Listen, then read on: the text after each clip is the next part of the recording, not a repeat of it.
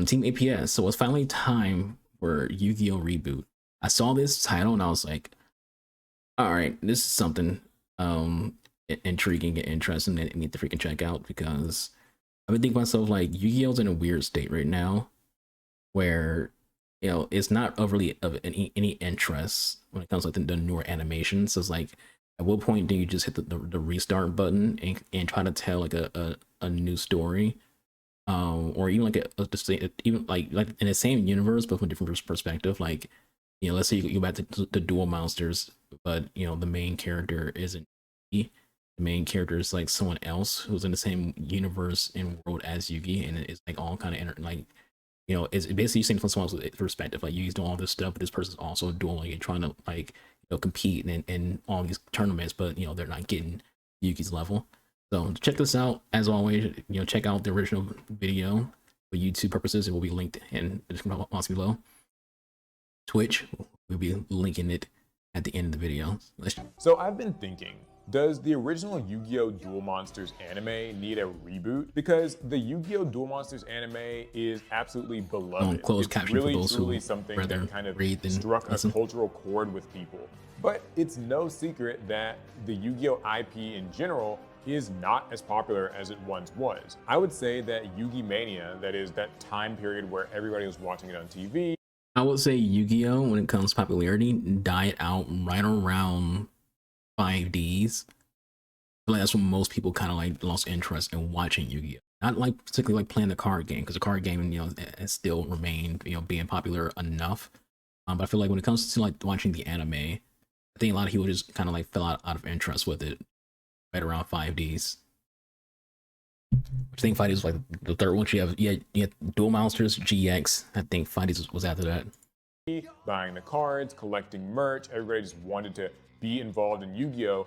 Probably peaked at around 2004, 2005, right around the time when the original anime stopped airing. Now since then, we've gotten plenty of sequel Yu-Gi-Oh! Anime series. There's GX, 5Ds, Zexal, Arc 5, and Vrain. And here's the thing I think about, like, when it comes to like 5Ds. 5Ds was like adult Yu-Gi-Oh! Like, it was very, very grim and grimy and dark, and, you know, like, it wasn't really like kid friendly when it comes to like the show's themes. You know, like, fucking essentially the main character's a damn gang member, if you think about it. And then trying to go more lighthearted after that, and like the people just didn't really care anymore. Especially when you get into like, you know, Zexiel, because it kind of looked like Yu-Gi-Oh! As the newest came out, it started to look more and more and more cartoony instead of having that you know 90s early 2000s anime design. And people love the 90s and 2000s anime design. So when it started to get more cartoony and less, you know, 90s and early 2000s, people lost interest. Plus, there's also Yu-Gi-Oh! 7s and Yu-Gi-Oh! Go Rush, though some people would argue that those are more spin-offs. Now, Yu-Gi-Oh! Already had a very strong foundation. Characters with big personalities, just slinging cards, summoning monsters, and fighting for the sake of the world. And each subsequent anime would carry on some of that legacy while also improving on a lot of elements of it. I would argue that anime like 5Ds and Zexal especially did world building and character arcs and even just duels a lot better than the original did. That said though, with each passing Yu-Gi-Oh! Anime, interest just kind of decreased a bit. If you were to ask somebody who's just nerd adjacent, who Yugi, Kaiba, Blue Eyes, Exodia, what those characters and concepts are, they would definitely know it. But they'd probably raise an eyebrow if you were to ask them who Yusaku or Yuya Sakaki and Odd Eyes Pendulum Dragon are. And you can chalk that up. I'm gonna be honest, I still play Yu-Gi-Oh! Like, I know all the monsters that are out now. I couldn't tell you any character names from like anything after 5Ds. Like, oh no, that's not true, because I do know like some of the Varaine's characters, like freaking Playmaker. I do know Declan. I think Declan's actually. I think Declan and it's also Varaine's. I think it's about it though. Like, the most characters I couldn't tell you the freaking names. Different reasons, cultural factors, an aging audience, different animation studios being. The aging. He mentioned what I said earlier about the animation being different, but I think the aging audience is also a big player in it too. Because when you get older, you just lose interest in stuff. It's just a natural part of life. And also, as you get older, you lose interest in some nerdy things because you feel like you have to. There's a lot of people who stop being into nerd stuff because they feel like they'll be judged if they maintain partaking in nerdy things. Like, and they don't want to be judged. So they just like, fuck it, I'll just leave it. That's my childhood. you know, I don't want to like be on a date and she finds out I like Yu-Gi-Oh and just leaves. Like, so a lot of people did just abandon their childhood out of pressure. Involved, all kinds of things. But regardless of all that, I want to focus on the original Duel Monsters anime based on the Yu-Gi-Oh manga by Kazuki Takahashi and what that would look like as a reboot. Because there are so many different ideas and possibilities and varying opinions on this anime getting a reboot, or even if it should get a reboot. What it would look like, would people like it, would it make Yu-Gi-Oh more popular? I think what would be more people interested for a reboot would be if they actually like have it be based on the actual card game entirely. You know, for those who don't know, like they don't really follow the rules in any anime, especially when it comes to early. I think the more later ones they do. A lot of the early animes they do not freaking follow the card games. So, like there's a lot of breaking the rules and illegal things happening and made up freaking card effects. So I think like if there was a reboot, then they should like make sure they actually stay along the lines of like what is actual card effects and following the rules as much as possible. But you got to still maintain have some kind of fun. So it doesn't have to be like you don't have to like follow everything. Have like an updated ban list, like have a ban list, but not like one that changes. Popular again? That was awkward. Is it something that we even need, or is it just nostalgia pandering? This is really important to me because I don't just play the Yu-Gi-Oh trading card game. I play the video games. I collect the merch. I'm just a fan of the IP in general. I literally have like a giant life-size pot of greed. So yeah, I just wanted to share my thoughts on what a Yu-Gi-Oh anime reboot could be like, how it might work, and also get everybody else's opinions on this. So I personally think that a new Yu-Gi-Oh anime with those original characters and themes and monsters could be huge for revitalizing interest in Yu-Gi-Oh. Not to mention, a lot of other anime these days have been doing exactly this. Reboots that sort of retell the original story. One Piece is doing one, Dragon Ball's done plenty of them. The cool thing about an anime reboot is that it introduces the IP and the characters in the world to a new audience who may have not even been born when the original was airing, or who might just want to see it in, updated modern quality and just with a new coat of paint. Plus, of course, it's a great way to reinvigorate interest in people who already knew about the IP and really loved it to begin with. Yu-Gi-Oh's actually been seeing a small resurgence within the mainstream in the last couple of years. There have been a lot more licensing deals for merch. I've seen Yu-Gi-Oh skateboards, way more Yu-Gi-Oh shirts and other kinds of apparel. We had an Olympics winner this year in Noah Lyles showing off. I think this is actually like a big deal. I think because people, when they see certain things, they get interested. So I think when Noah Lyles was like pulling out Yu-Gi-Oh cards before his races, I think people were like, is Yu-Gi-Oh still a thing? Let me go investigate. Yu-Gi-Oh still a thing. Oh, they had a new game come out a couple years ago. We peeped that. Like they got new cards coming out. So like, I think a lot of people will get back interested into things when they see that other people are still playing it and interested in it. Just out of curiosity, they go down a rabbit hole of interest. His love for the Yu-Gi-Oh card game. And two NFL players, George Kittle and Jamal Williams, both were interviewed about their love and interest in Yu-Gi-Oh. And the second one actually plays. This dude's a massive nerd. He's played for Packers, Jamal Williams. He played for the Lions after that. I don't know where he's at now. I think he's with the Saints. I don't remember. He's a Packers fans. We love Jamal Williams, but he's a massive nerd. He used to wear like freaking Naruto headbands and post game interviews and whatnot. He's a huge anime nerd. It's not surprised that he's also like a big Yu-Gi-Oh guy. Game like Master Duel regularly and follows it and keeps up. So there's definitely something there brewing just beneath the surface, and I think that the announcement of a new Yu-Gi-Oh anime could like blow it all wide open. Okay, so the first question is, what exactly do you adapt in a rebooted Yu-Gi-Oh anime in 2025?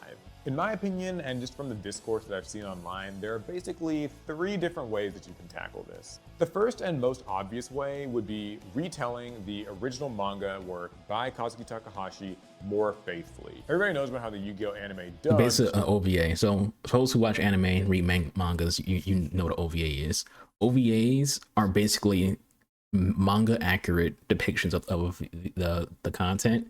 Because usually when it comes to animes, they always like they take the source material and they change things up a little bit along the way to where it's not exactly 100% faithful or one-to-one with the comics. Then the OVA, original video animation, I think is what OVA stands for, is usually like more one for one. So you have like Fullmetal Alchemist, you have Fullmetal Alchemist Brotherhood. Brotherhood is an OVA, it's more true to the comics. You have Hellsing Unlimited. Hellsing Unlimited is more true to the comics.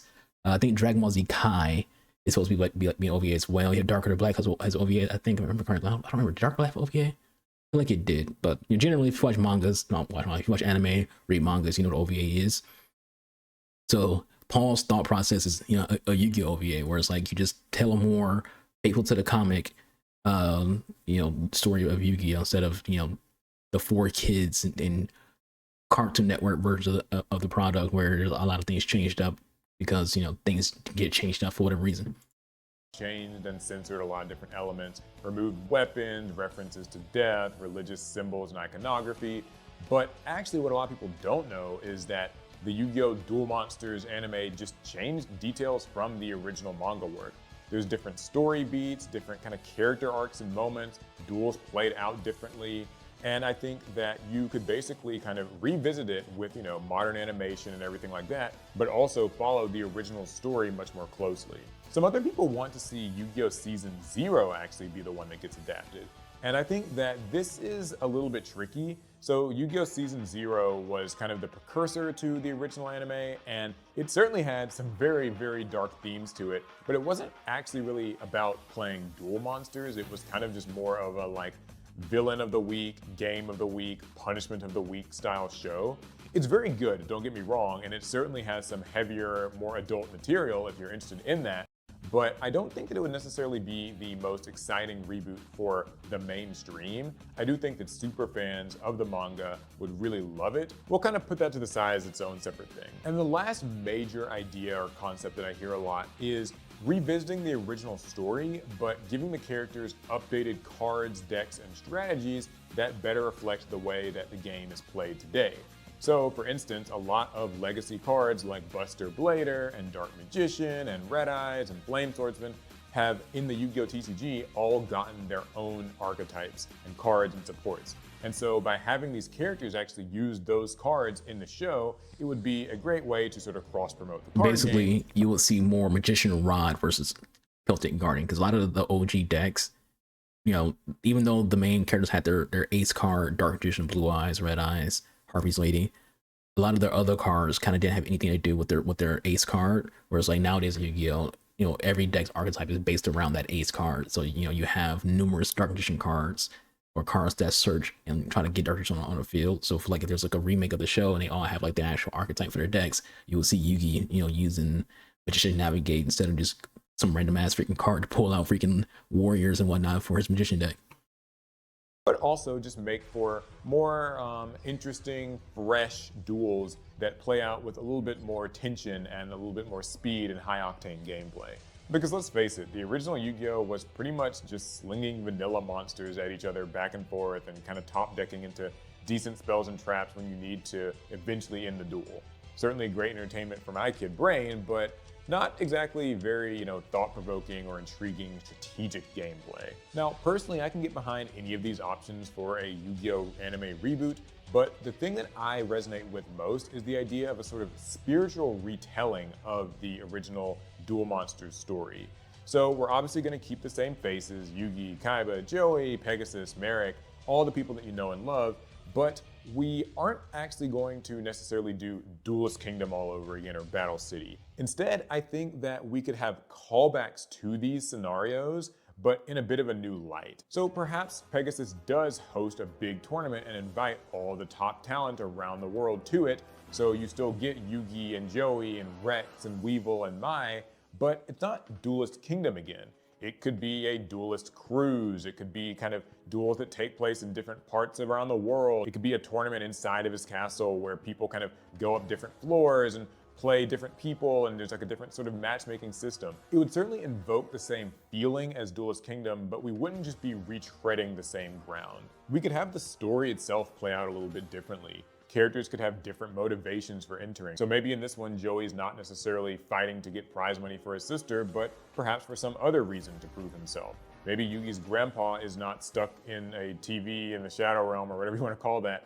Instead, he's just here to test his skills or because somebody else challenged him. You could also get a totally different mixture of matchups. So obviously you can have some of the same iconic ones like Yugi versus Weevil or Rex versus Joey, but also some of the things that we just never really got to see. What would happen if Mai faced off against Bandit Keith?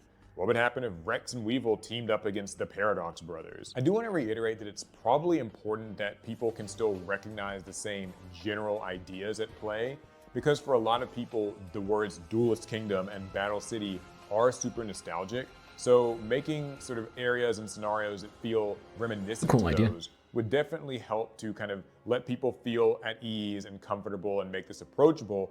But it means that we're not retreading the same ground, and it's not boring, and it doesn't have to conflict directly with the original work.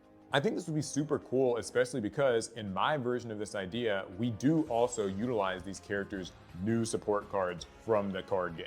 I do want to talk a little bit about how I would adapt the gameplay, because I think this is actually a really huge part of it. So Yu-Gi-Oh to me has a bit of an issue when it comes to translating gameplay to the screen. Like I said before, the original Yu-Gi-Oh involves a lot of vanilla monsters that are just beat sticks and kind of some basic spells and traps. The monsters attack each other. People occasionally top deck something really cool or set face down cards. Don't forget, they make up random ass effects. Like you'll see a card that like is an IRL, a normal ass card, but in the anime they have like 20,000 hidden effects and shit. It's like, oh, that's not how that card works. But it's very simple and easy to follow, which I think was partly why it was so popular among younger kids. The thing is, though, that's not really how the game is played today, and I also think that that might be a bit of an insult to people who just play Yu-Gi-Oh right now. Plus, if you want this new anime to sort of get people into the card game, it might be weird if there's this disconnect where people are just like playing vanillas, but then you go out to the store and buy a Yu-Gi-Oh pack and you realize that there are combos and fast hand traps and chains and everything else going on. So the middle Combos, there's hand traps, there's archetypes, there's freaking, you know, engines. Like, what like if they don't have engines in the anime, people are like, what the fuck is an engine? And then you also have like, you know, how much reading are on the cards. You don't want to have the anime, you know, just have basic freaking text, and then someone who's new to Yu-Gi-Oh goes and buys the cards, and it's like, damn, that's a paragraph. I gotta learn what this paragraph does. Holy shit! You know, like I said before, Yu-Gi-Oh has. That's the thing about Magic the Gathering. If you play them Yu-Gi-Oh Magic the Gathering, to you it doesn't have this effect, but for people who don't play the games, it's like, you know, it's intimidating to see these cards. Let me grab some cards. I'm still a duelist, you know. I got a whole stack of cards behind me. I also have my main deck boxes right next to me on top. They're like on display on my computer. Let's just go ahead and grab it's my Destiny Hero deck. So let's just take Destiny Hero Dystopia. You see this wall of text down here. So we can get it to focus. I'm not saying telling you to read it, but if you get into Yu-Gi-Oh and you know, and here's Destiny and Dragoon wall of text. Let's see. It's Dystopia, Dangerous, Dogma. I'm looking at all these cards, and even like low rated cards. There's a level 4 card, wall of text. So for a lot of people, when they see this kind of stuff, you know, my Blackwing deck, whole different archetype, wall of text. So when people who aren't into Yu-Gi-Oh, they see, you know, the cards, they see like all these like paragraphs and whatnot, you know, how easy it is to miss timings and things like that. They get intimidated. And they don't want to like be actually interested. It's like, oh, this is too much for my brain. I don't. Even if you tell them like, hey, it's actually way more simple than it looks, you know, their brain doesn't comprehend that. They're just like, yo, no, it's too much. The ground that I propose is the characters should use their new support cards that have been introduced in the Yu-Gi-Oh TCG. These could be direct things like Yugi using the real-life Guy the Fierce Knight cards, or Buster Blader cards, or Dark Magician support. Or you could just kind of get a little bit creative with it. Maybe Rex Raptor is playing the Transcendosaurus archetype from the TCG, and Weevil is playing Bee Troopers, for instance. I think this works even better for the side characters like Esperoba or the Paradox Brothers, who have even seen their monsters get retrained, so that could be like really, really cool and different. I also think it'd be really cool if, like in Yugi's duel against Weevil, which originally was focused kind of around Guy the Fierce Knight, it felt like in the original anime, he uses the Guy the Fierce Knight cards, but then in his duel against Strings, it's more about the Buster Blader cards in that. So in this aspect, what I'm thinking of is you add a strategy aspect to how the character's brain works. So let's say, Yugi, he knows he's facing Weevil. Weevil uses insects. So let's say Yugi, like I said, I have 2 deck boxes right next to me. These 2 deck boxes I have next to me have my main decks in them. I have my card binders over on the side of the wall. Behind me, I have like my collection of cards, but I have 2 deck boxes next to me that all have actual decks that I use. So let's say strategically, Yugi has his Dark Vision deck, his Buster Blader deck. He has the Guy Fierce Knight deck. So let's say he thinks to himself, okay, I studied my opponent, I know what kind of cards to use, so I'm going to use this deck instead of that deck, so that way, he has individual decks. That kind of just seems more realistic. And let's say that they, instead of just doing 1 round of duels, to have, let's say, best of 3. So let's say Yugi loses that first round to Weevil, so he goes to his side deck, to get cards and change things out. Then he wins that second duel, and it goes to that rubber match. And that's how the episode ends. He gets that second win in best of 3. Line of support. Same with Joey kind of having access to like a flame swordsman side of his deck, but also a red eyes side of the deck, or Kaiba getting different duels where he focuses on like the XYZ union cards versus the blue eyes cards. Tricky thing is though, is how do you pace a duel to work well on screen? So I've watched a fair amount of Yu-Gi-Oh! Arc 5 and Brains, and one of the things that feels like it's a bit tough to translate on the screen is how many combos exist in the game, and how you sort of have to say and explain. Here's the thing I just thought about when it comes to like combos. You got to make sure those combos are interesting, because for those who play Master Duel, what I'm about to say. Combos can take forever, so you're just sitting there making a sandwich, making coffee, watching some anime, watching the Twitch stream, because your opponent is going through a combo that's taking freaking forever. They're on their 11th freaking special summon. They've played half their freaking deck in 1 freaking turn and haven't even ended a turn yet. You're just like waiting and waiting and waiting.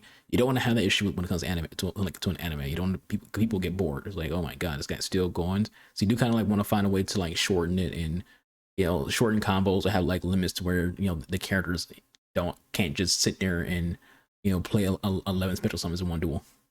And not 1 duel, but like in 1 turn. Blame them vocally on screen. So if a character has to say, okay, I normal summon this, and I use its effect to search this, and I link it off and it makes this, and then I use this thing's effect engrave to come back, and I link both of them to make this thing, and then I use its effect and gets this back and summons this thing, and then I link it off. Yeah, that's not really gonna work, and I think that will sort of drive people away. So the middle ground that I propose is basically using this existing modern Yu-Gi-Oh support, but just slowing it down. So for example, Yugi is playing the Dark Magician support cards, and we know there are plenty of those in the TCG right now, and the deck can kind of go nuts if it gets a good hand.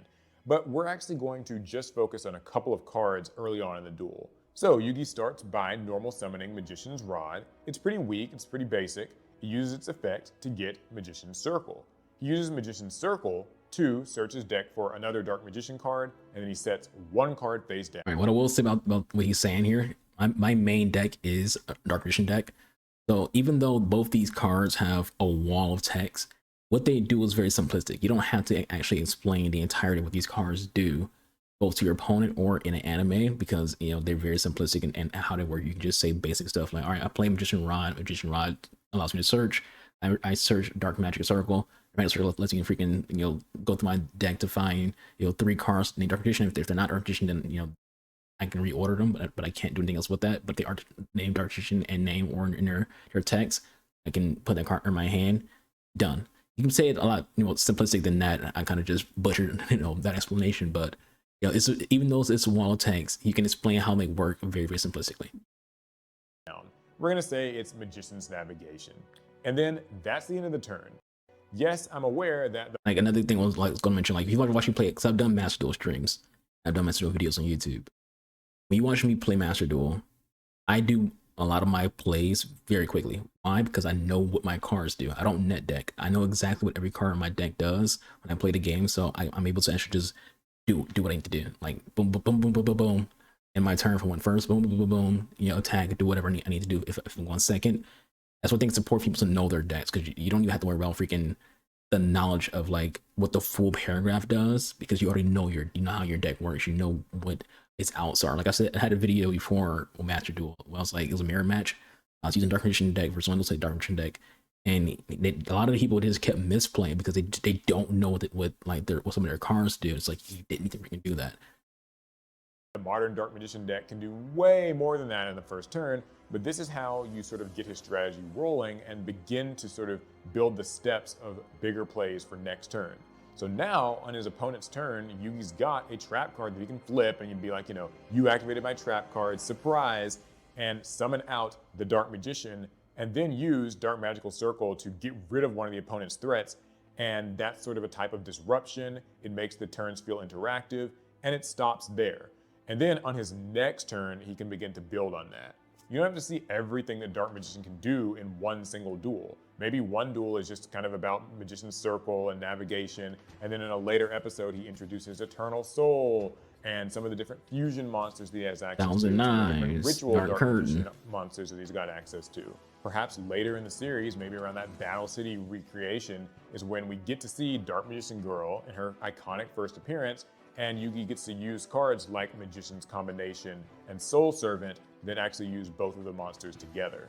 And I think that this basic blueprint can work for a lot of different characters' archetypes and how their so far Paul has a lot of good out. ideas. The first turn is basically a setup turn, then the next turn involves some sort of a disruption, and then they can begin to build on it. It works for a lot of different archetypes because so many new Yu-Gi-Oh cards do involve basically searching for spells and trap cards and then having sort of recursion and stuff. You don't have to go crazy with super long combos and huge unbreakable boards. You can just work toward that and still have a back and forth duel going on. Basically think how we do our theme duels on this channel, where we kind of hold back a little bit to make the duel more exciting. Yeah, that. And I definitely think that in this hypothetical reboot, we avoid a lot of the kind of blatant cheating where it's like, oh, the tide of the ocean affected the monsters, and then Giant Soldier of Stone attacks the moon. Like, we can have moments like that goofy with stuff. cards, but I think that we are kind of old enough now to not really need that for narrative tension. Now, I don't think it would be fair to make this video without also considering some of the potential downsides or just reasons why somebody wouldn't want a Yu-Gi-Oh reboot to happen. And there are a few very valid, legitimate concerns. The biggest one that I usually hear is just that we've already been bombarded by enough nostalgia from the Yu-Gi-Oh IP. If you play the Yu-Gi-Oh TCG, then you already know that Yugi and Kaiba's faces kind of get plastered on everything as is, right? This year's reprint 10s had Yugi and Kaiba on them. We got Yugi and Kaiba sleeves earlier this year. We've seen these characters, we've seen Blue Eyes and Dark Magician get new support so often that it maybe feels a little bit tired. And that kind of extends to the general opinion on nostalgia these days. It's easy to feel like it's just sort of pandering, right? Here's a thing from your childhood being resold back to you. In Yu-Gi-Oh in particular, it probably stings because a lot of the other Yu-Gi-Oh anime series like 5Ds and Zexal don't exactly get very much love as is in terms of like cool shirts and other merchandise and figures and stuff like that. For the most part, those go to the original DM monsters, and only recently have they been kind of exploring GX and 5Ds a little bit. So in that regard, I totally get it. Being exposed to nostalgia over and over and over like we so often are in just modern media culture as is today kind of feels boring, and I hope that this could still be cool because it revisits the characters in a fresh new light. But like, I totally get why somebody might not want that. The second really big thing is how a reboot like this would affect the original manga's legacy. I mean, Katsuki Takahashi passed away a couple of years ago, and so we'll never really know what his opinions on the idea of a reboot are. Like, I'm sure. And that can honestly become problematic. You'll get people who freaking like, oh, this is an insult to his legacy. He wouldn't have wanted this. Stop milking his product like while he's gone. You'll get people who definitely would not be on page with bringing out a new version of the show or a reboot of the show. People would just see it as just corporate greed monetizing off someone's product. Who's longer with us to give their opinion if they'd be okay with it or not. That it was proposed to him at some point, but it hasn't happened. So does that mean that maybe he isn't super interested in his work being sort of taken and reimagined like this and changed? There are a lot of purists out there who very much feel like, well, if Kazuki Takahashi is not at the helm in some way, then is it really even Yu-Gi-Oh at all? Can you really recapture that essence? Once again, I totally understand that concern. I think that Kazuki Takahashi had like a real sauce and X factor to his Yu-Gi-Oh character designs, the monster designs, just the whole world, that I think it would be tough to try to recreate that from scratch.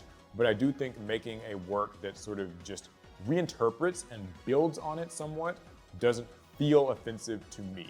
However, I know this is going to be one that really divides people in the comments. Third concern, really more of a question, is how do you do the voice acting? Do you get the original dub voice cast back for this? Because we all know that Yugi's iconic voice, especially when he changes into Yami, is like, it's Yu-Gi-Oh, right? Like, this is the character. Dan Green is Yugi. Also, Eric Stewart is Kaiba. And you've also got, you know, your Wayne Graysons, your Darren Dunstan, your Jonathan Todd Ross as Merrick, to the extent that, you know, if you didn't have them in this reboot, it just wouldn't feel like Yu-Gi-Oh. We should do a poll. Not we, but like just general Yu-Gi-Oh fans. I feel like what I'm about to say is a true statement. I feel like most black Yu-Gi-Oh fans are Merrick fans.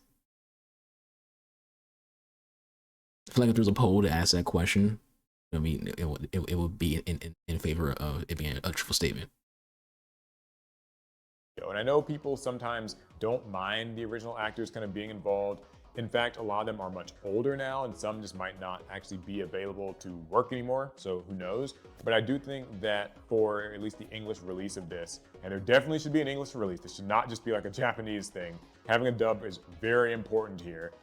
Those people, yeah, we know people are like weirdly when it comes to like gatekeeping, like, you know, dub is bad and things like that. But you have to understand when it comes to a corporation, when it comes to growing an audience, you want to have as big of reach as possible when it comes to your audience, and having an English version of something is how you're going to have, you know, a wider spread, you know, a wider net to catch an audience, because you want to bring people who just don't want to freaking read subtitles, and you had to be respectful to that. And you respect the people who don't read the subtitles, so you know you have an English dub. You know, not a big deal. You know, some animes, honestly, the English dub is better. I don't mind either or, but there are some animes out there where the English dub is better. Should still be at least invited back and offered the chance to reprise their roles. I could totally see some side characters like Weevil and Rex probably getting recast in some way, but still, I do think that like having those main characters be recognizable again is crucial. And I think that the final big concern is like, is this all worth it? Would this work, right? Like, is the whole concept of slinging cards and summoning monsters, or just playing trading card games in the real world, still as like culturally significant?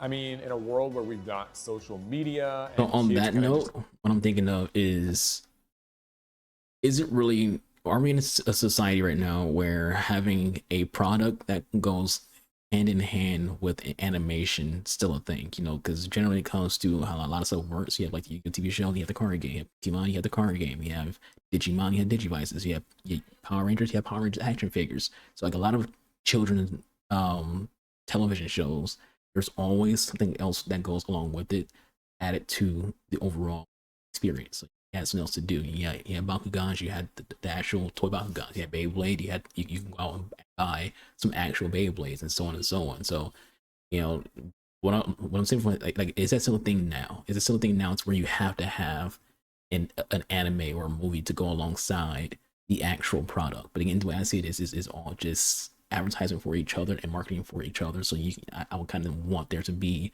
a Yu-Gi-Oh TV show and go with anything new for the card game, because anything that can market the product is good, in my opinion. Get like tablets and smartphones shoved in their faces, and they're not really like buying trading cards. We know that even amidst just all of the trading card games out right now, they're still mostly played by adults. Like, maybe the Pokemon TCG is the only thing where kids buy it, perhaps Disney Lorcana. But for the most part, when you go to your local card shop, or even if you see somebody looking at trading card games on the shelf at Walmart, it's probably... I haven't seen someone who isn't in my age bracket buy Yu-Gi-Oh cards ever. Like, the times I've gone to like GameStop or Walmart, Target, and got also Yu-Gi-Oh cards, I've never seen a teenager or a kid a card game out. somebody in their 20s or 30s. To be clear, I don't think that this is a reason not to do it. I still want to see how something like this would work, but I could totally see how for like some shareholder meeting, there might But be. well, I'll say this: part of that, when you can solve that, is people who are my age and they have kids. Get your kids interested. Like, you don't have to force them to get interested in it, but like, pull out your deck box, pull out your card binder, and just show them how the cards look, and they might be like, "Oh, that looks so cool. What is that, Dad?" So, "Oh, that's a red eyes black dragon. What about that? Oh, that's Exodia. What about that big ass dragon?" The kids like to say big ass dragon, but what is that red dragon? Oh, that's Cypher the Sky Dragon. Like, "Oh, that he looks so cool." Like, you can get your kids interest by just showing them things, and that's how you can get kids into this kind of product. I gotta say it. Like, for the most part, when it comes to kids get interested in things that they see. You know, if they're not seeing it, then they won't be interested in it. But if they're not seeing Yu-Gi-Oh cards at home and they're not seeing Yu-Gi-Oh on TV, why would they know or care? You know, they will see Pokemon because Pokemon's everywhere, so it's kind of hard not to see Pokemon. But other products, though, they got to see to be interested in it. Some concerns about it. And I just wanted to bring it up here because we were talking about everything else with this Yu-Gi-Oh reboot, so why not? And then one last thing I just thought of is how this might conflict with the existence of Yu-Gi-Oh Rush duels and the whole like Yu-Gi-Oh 7s and Go Rush universe, because those anime don't exactly feel like true Yu-Gi-Oh successors. Some people would maybe call them spin-offs, or you could say it's like a new type of Yu-Gi-Oh. They specifically promote the Rush Duel game, which is running sort of concurrently to their regular Yu-Gi-Oh card game.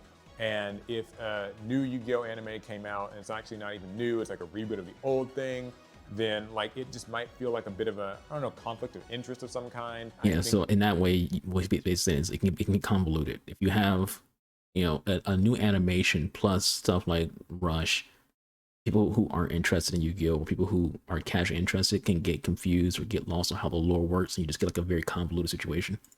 That both could coexist, and I still think it would be just in the interest of the general Yu-Gi-Oh IP regardless. Some people might say though that like if there was a Yu-Gi-Oh reboot that they should play Rush Duel instead of even playing the regular card game.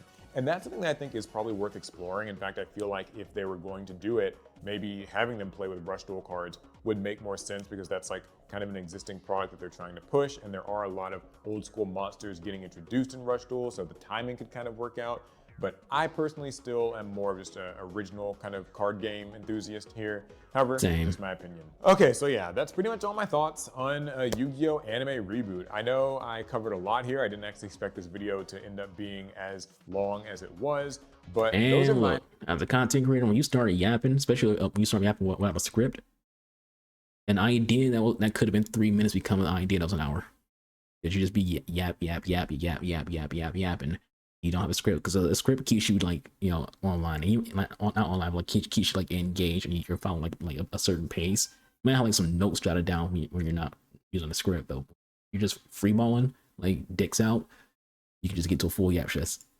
idea for it. This is how I think that a Yu-Gi-Oh anime reboot could happen and what I think kind of needs to exist or what would seem cool. I'm very excited to hear what people have to say about this. I think that there will certainly be a lot of disagreements about exactly how it should be done, what would be the best approach to it. There are some people who hold the Yu-Gi-Oh manga in the highest regard, some people who are extreme anime fans, some people who just want to see the card game itself be integrated in, and people like me who just kind of love any Yu-Gi-Oh that they can get. Regardless of where you stand, thank you so much for sticking with me to this point in the video. If you liked it, definitely give it a thumbs up, let YouTube know that you did, share it with a friend, subscribe. For more Yu-Gi-Oh, feel free to join. Thanks, Paul.